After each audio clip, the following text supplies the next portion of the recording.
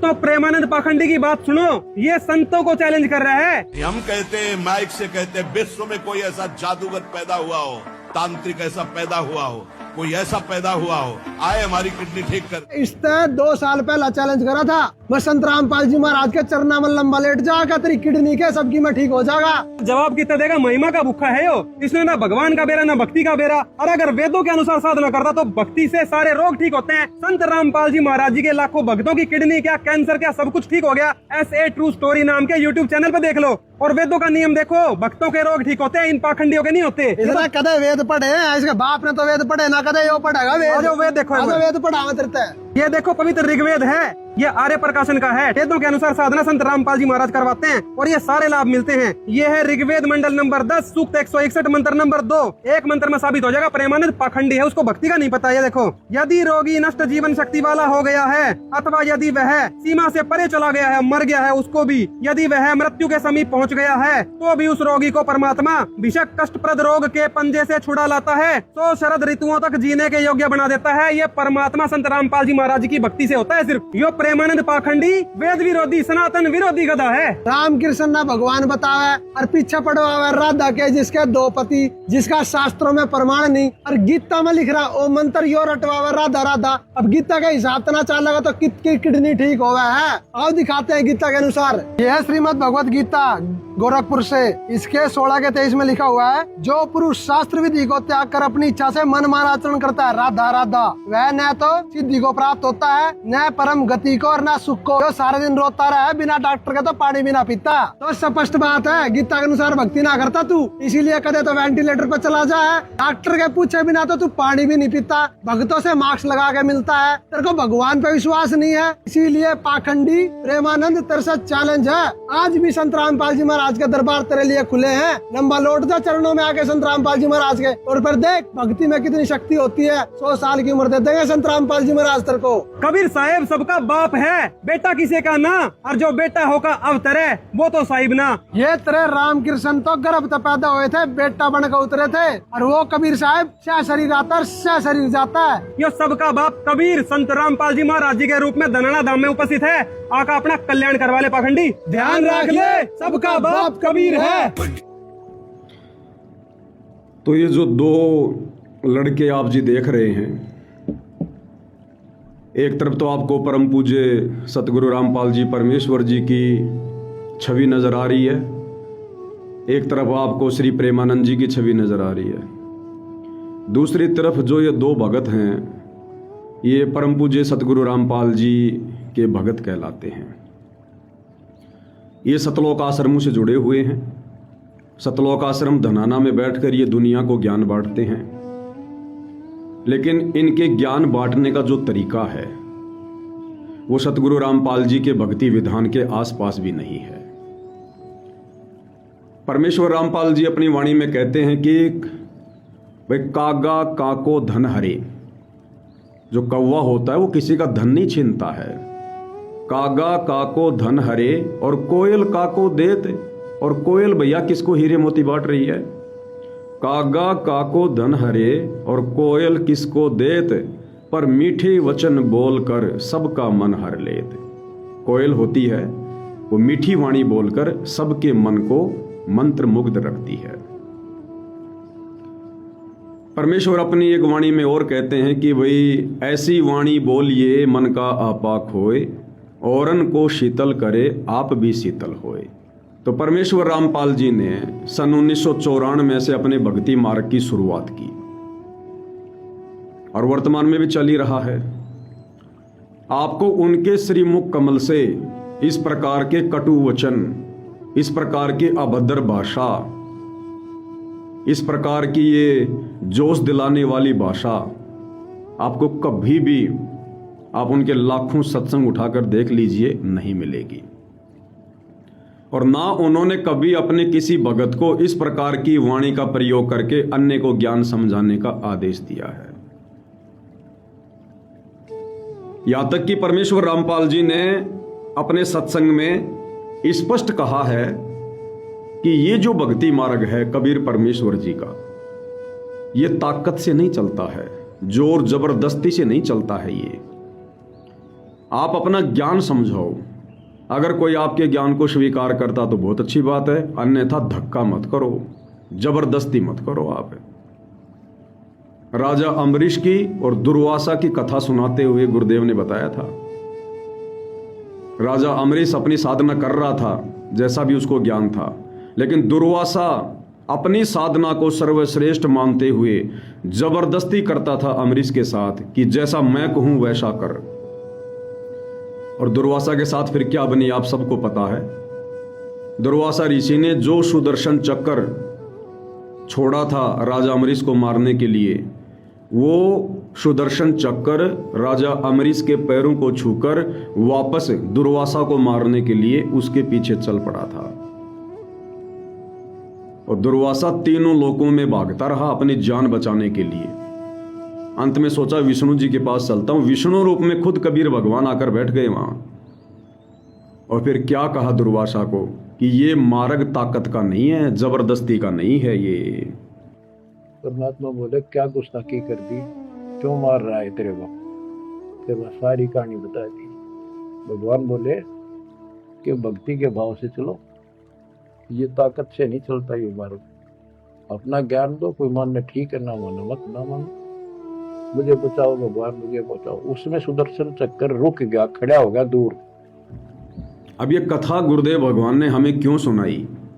ना तो वर्तमान में धरती पर दुर्वासा ऋषि है, ना राजा अम्बरीश है, लेकिन उस कथा को, उस उदाहरण को गुरुदेव आज हमें क्यों सुना रहे हैं। हमें समझाने के लिए कि बच्चों, यदि तुम भी इस ज्ञान को समझाते वक्त ऐसी गलती करोगे, जबरदस्ती करोगे, तो तुम्हारे साथ भी फिर आने वाले समय में वैसी बनेगी जैसी दुर्वासा ऋषि के साथ में बनी थी। तो परमेश्वर रामपाल जी का मार्ग जोर जबरदस्ती का नहीं है, ये प्यार और प्रेम का मार्ग है। अगर जोर जबरदस्ती करनी होती तो सतगुरु रामपाल जी स्वयं कबीर परमेश्वर हैं।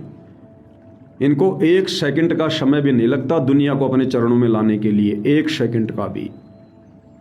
लेकिन इन्होंने भी अपने भक्ति विधान अनुसार पिछले 25-30 वर्षों से कभी 21 महीने की जेल, कभी 11 साल की जेल, कभी अपने आप को गुंडा कहलवाता है, कभी भुंडा कहलवाता है, कभी देशद्रोही कहलवाता है, दुनिया की गालियां खाता है, निंदा का पात्र बनता है। क्यों? इस ज्ञान को आप और हमारे हृदय में उतारने के लिए। अन्यथा ये वो परमात्मा है जिन्होंने एक चुटकी बजाने जितनी देरी में सारी सृष्टि को रच डाला, सारी सृष्टि को। जाके अर्ध रूम पर सकल पसारा, ऐसा पूर्ण ब्रह्म हमारा। ये वो समर्थ परमात्मा है। लेकिन ये एक भगत की भूमिका करके, एक संत की भूमिका करके आप और हमें भगत बनाना चाहते हैं, हमें एक नेक इंसान बनाना चाहते हैं, देवता तुल्य बनाना चाहते हैं। और इसीलिए सतगुरु रामपाल जी ने अपने सत्संग में कहा था कि बच्चों, तुम जो ये पुस्तकें बांट रहे हो और इन पुस्तकों को पढ़ पढ़ के जो लोग मेरे से दीक्षा लेने आ रहे हैं ना, मैं उससे प्रसन्न नहीं होता। मैं उस दिन प्रसन्न होऊंगा जिस दिन लोग तुम्हारे आचार विचार व्यवहार बोलचाल, तुम्हारे इस चरित्र को देखकर दुनिया मजबूर होकर मेरे से उपदेश लेने आएगी कि कौन है वो महापुरुष जिसने ऐसे बिगड़े हुए लोगों को बदल दिया। उस दिन गुरुदेव भगवान प्रसन्न होते हैं। उन भक्तों से प्रसन्न नहीं होते जो सत्संग में आते समय तो हाँ जी भगत जी, जी भगत जी, हाँ जी भगत जी, और जैसे ही वो सत्संग से दूर होते हैं उसी जगत भाव में आ जाते हैं, तेरा तेरी, मेरा मेरी। उनसे परमात्मा प्रसन्न नहीं होते। अब ये भगत क्या कर रहे हैं वर्तमान में? ये जी भर के संतों को गालियां दे रहे हैं, जी भर के। इनके सामने कोई भी संत आ जाओ, बेफिक्र होके गधा, हरामजादा, पाखंडी, बेवड़ा, ये प्रेमानंद के लिए इस प्रकार के शब्दों का प्रयोग कर रहे हैं। अब भाई और बहनों, जैसी तुम क्रिया करोगे उसकी प्रतिक्रिया भी वैसी आएगी, उसकी प्रतिक्रिया भी वैसी आएगी। अब दुनिया इन भक्तों को नहीं जानती है, इन चेहरों को नहीं जानती है, गली का कुत्ता भी नहीं जानता इनको, चंद भक्तों के अलावा कोई नहीं जानता। लेकिन जब ये सतगुरु रामपाल जी का नाम लेकर इस प्रकार की वीडियो बनाते हैं उनके ज्ञान विरुद्ध, तो दुनिया सतगुरु रामपाल जी को बुरा भला कहती है, दुनिया सतगुरु रामपाल जी को गालियां देती है, क्योंकि इनको कोई नहीं जानता, सतगुरु रामपाल जी को सब जानते हैं। जैसे आम समाज में लड़का गलती करे तो गालियां सबसे पहले किसको मिलती हैं? उसकी मां को, उसकी बहन को, तेरी मां की, तेरी बहन की। जबकि मां और बहन का कोई दोष नहीं है, वो बेचारी अपने घर में बैठी हुई हैं, लेकिन फिर भी गालियां किसको मिलती हैं? मां और बहन को। इसी प्रकार सतगुरु रामपाल जी का कोई रोल नहीं है, कोई हाथ नहीं है। उन्होंने तो सत्संग भी करने छोड़ दिए जेल से बाहर आने के बाद, 3.5 महीने हो गए, उन्होंने तो सत्संग भी करने छोड़ दिए कि मैं किन गधों को ज्ञान समझाऊं। 30 साल से गधों की आंखों में सतगुरु रामपाल जी घी डाल रहे थे। गधों ने यह सोचा कि हमारी आंख फोड़ने का प्रयास कर रहे हैं, तो सतगुरु रामपाल जी ने सत्संग ही करने बंद कर दिए कि मेरे ज्ञान का इन मूर्खों के ऊपर कोई असर नहीं हो रहा है। और ये लोग क्या कर रहे हैं? सतगुरु रामपाल जी की भक्ति मर्यादाओं के विरुद्ध दुनिया को भड़का रहे हैं। इन दोनों भक्तों ने आपस में शर्त लगा रखी है कि अब की बार गुरुजी को पहले जेल कौन भिजवाएगा, तू भिजवाएगा या मैं भिजवाऊंगा। इन दोनों ने शर्त लगा रखी है और जी भर के गालियां दे रहे हैं संतों को, जी भर के गालियां, ऐसे ऐसे शब्दों का प्रयोग कर रहे हैं, मैं आपको सुना नहीं सकता यहां पर। इस प्रेमानंद जी के लिए एक भगत ने सतलोक आश्रम धनाना में बैठकर यहां तक शब्द का प्रयोग किया है कि तू श्री कृष्ण जी का लिंग अपने पिछवाड़े में कब घुसवाएगा। मुझे सुनाते हुए भी शर्म आ रही है भाई और बहन। इस हद तक ये सतलोक आश्रमों से गिरे हुए भगत नीचे गिर चुके हैं, इस हद तक। और जिस प्रकार के ये वीडियो बना रहे हैं तो उसका रिएक्शन तो जाहिर सी बात है भाई और बहनों आएगा ही आएगा।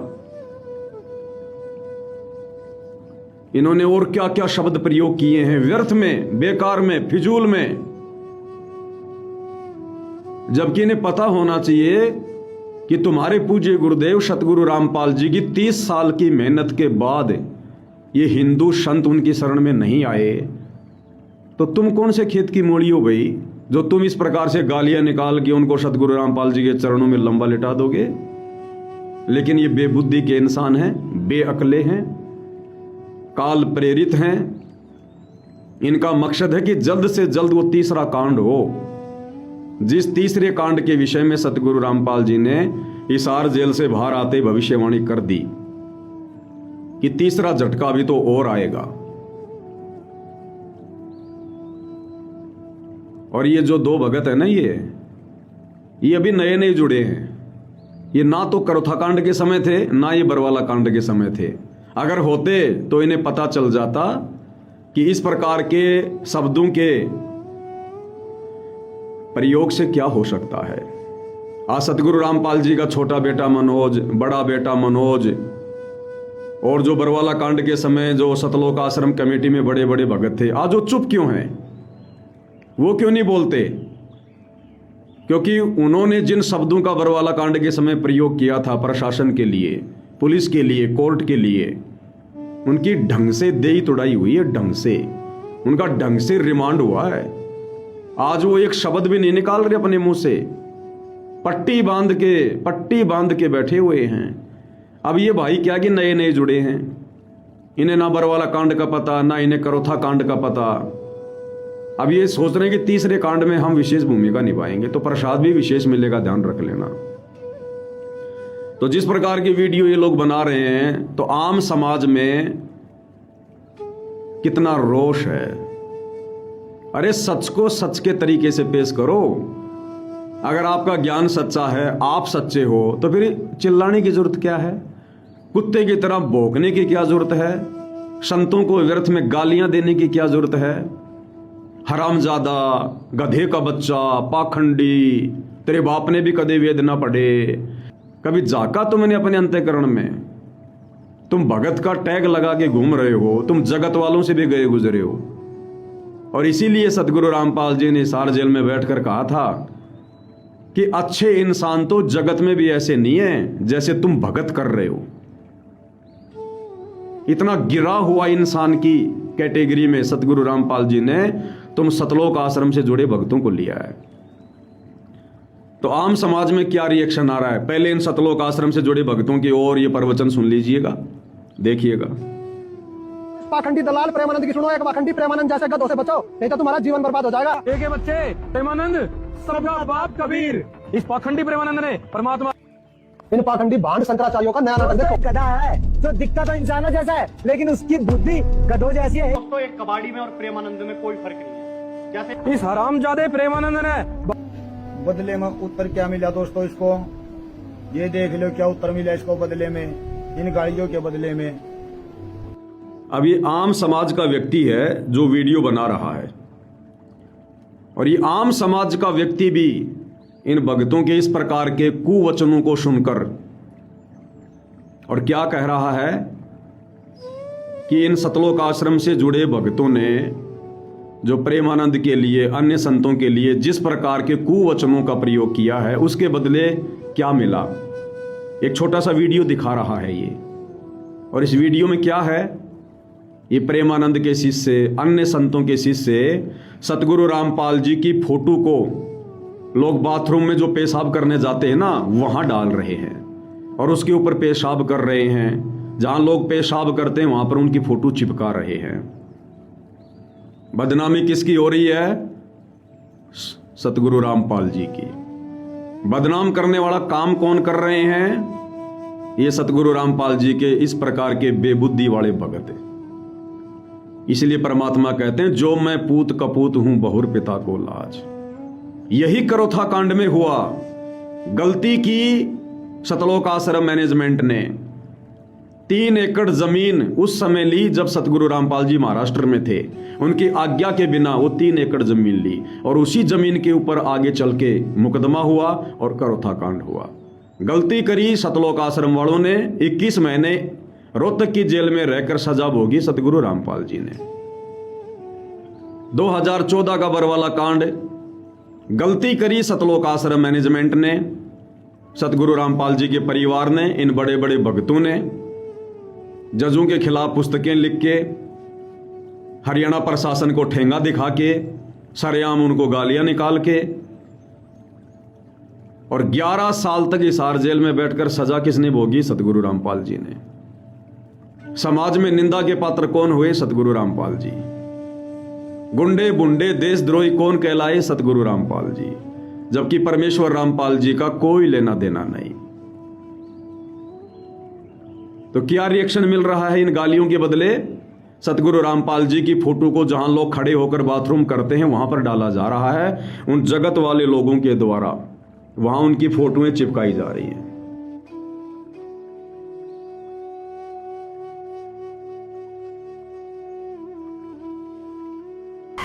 कोई रामपाल का चिल्ला, समझदार चिल्ला हो तो इस बात का जवाब दे, इस बदनामी का कारण कौन है? तो समझदार व्यक्ति ही यह बात बताए, इसका कारण कोई और है या खुद रामपाल के चिल्ले हैं जो रोज के रोज दूसरे संतों को गाली देते रहते हैं, दूसरे संतों को बदनाम करते रहते हैं, तो बदले में उत्तर तो उनको मिलेगा ही। तो समझदारी से जवाब दो, इसका कारण कौन है? जय श्री राम। अब ये जगत वाला भाई है, चाहता तो ये भी गालियां दे सकता था, कोई बड़ी बात नहीं।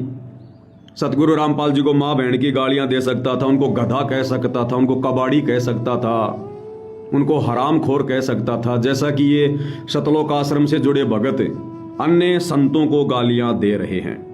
चाहता तो ये भी गाली दे देता, कोई बड़ी बात नहीं थी। लेकिन इसने ऐसे शब्दों का बिल्कुल भी प्रयोग नहीं किया। क्यों प्रयोग नहीं किया?